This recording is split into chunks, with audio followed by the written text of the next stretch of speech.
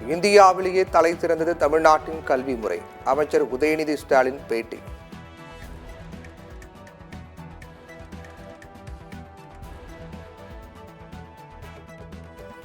தேவையற்ற திட்டங்களுக்கு செலவிடும் தமிழ்நாடு அரசிடம் நிதி உள்ளது. ஆசிரியர்களுக்கு வழங்க மனம் இல்லையா? முன்னாள் அமைச்சர் ஜெயக்குமார் கேள்வி. அரசினுடைய கருவூலத்திலிருந்து தேவையில்லாத திட்டங்களுக்கு, தேவையில்லாத ஒரு கார் பந்தயம் நடத்துவதற்கு பணம் இருக்கின்றது. ஆனால் இந்த 15,000 ஆசிரியர்கள் இன்றைக்கு கஷ்டப்படுகின்றார்கள். அவர்களுக்கு எந்த விதமான அளவுக்கும் கூட ஒரு பணம் நிதி கொடுப்பதற்கு மனமில்லை.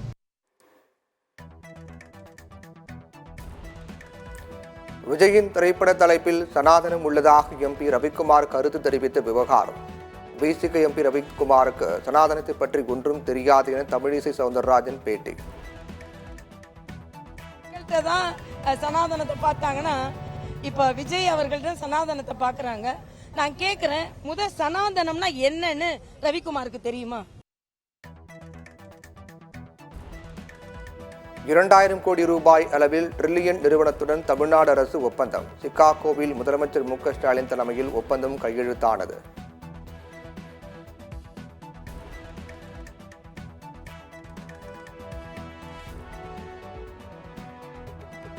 அறிவும் பண்பும் ஊட்டி மாணவர்களுக்கு திசை காட்டியாக விளங்கும் நல்லாசிரியர்களுக்கு வாழ்த்து. ஆசிரியர் தினத்தையொட்டி முதலமைச்சர் மு.க. ஸ்டாலின் எக்ஸ் தளத்தில் பதிவு.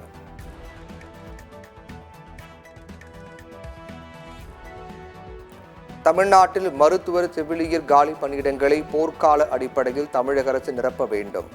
எதிர்க்கட்சித் தலைவர் எடப்பாடி பழனிசாமி வலியுறுத்தல்.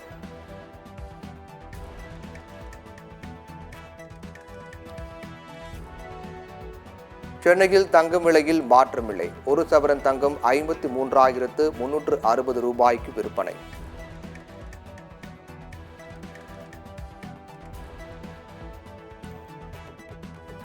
தெலுங்கானா மாநிலம் ஆஷிபாபாத் பழங்குடியின பெண் ஆட்டோ டிரைவரால் பாலியல் வன்கொடுமை செய்யப்பட்ட சம்பவம்.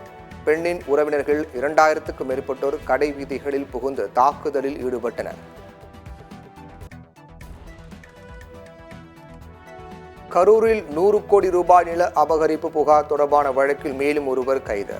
முதல் குற்றவாளி யுவராஜுக்கு 15 நாள் நீதிமன்ற காவல்.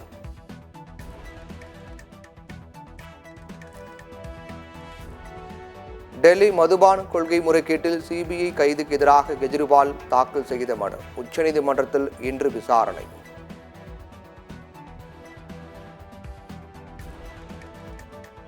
தமிழ்நாட்டில் 3 இடங்களில் புதிய சுங்கச்சாவடிகள்.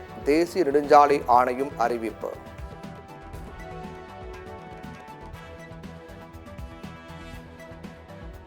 பணியிடத்தில் பெண்கள் பாதுகாப்பு கோருவது தவறு இல்லை. தூத்துக்குடி நாடாளுமன்ற உறுப்பினர் கனிமொழி எம்பி பேட்டி.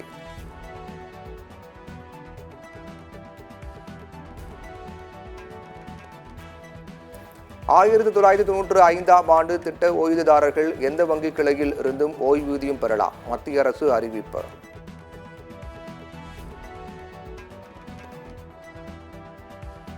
திருப்பூரில் தனது மகனை தாக்கிய பள்ளி மாணவர்கள் மீது நடவடிக்கை எடுக்க கோரி தந்தை போராட்டம். சாலையில் படுத்து மறியலில் ஈடுபட்டதால் பரபரப்பு.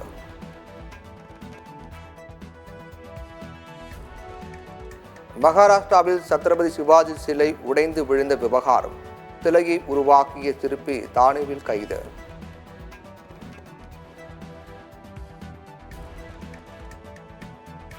மேற்கு வங்க மாநிலம் கொல்கத்தாவில் பயிற்சி மருத்துவ மாணவி பாலியல் கொடுமை செய்யப்பட்டு கொலை செய்யப்பட்ட சம்பவத்தை கண்டித்து தொடரும் போராட்டங்கள். ஜடாவ்பூர் பகுதியில் விடிய விடிய போராட்டம்.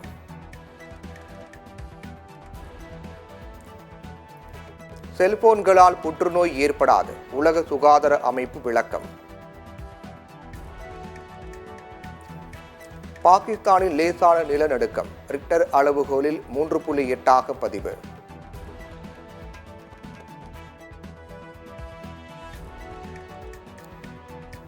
கோட் திரைப்படத்திற்கு பிளாக்கில் 1500 ரூபாய் முதல் 3000 ரூபாய் வரை டிக்கெட் விற்கப்படுவதாக பொதுமக்கள் புகார்.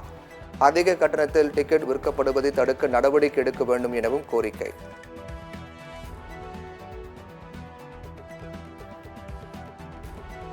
வடகொரியாவில் அரசு அதிகாரிகளுக்கு தூக்கு தண்டனை அளிக்கப்பட்டதாக வெளியான தகவல். அந்நாட்டு அதிபர் மறுப்பு தெரிவித்து அறிவிப்பு.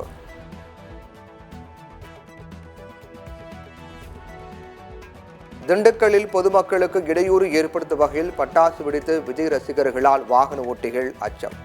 காலையை மூடிய பட்டாசு புகையால் பள்ளி மற்றும் வேலைக்கு செல்பவர்கள் சிரமம் அடைந்தனர்.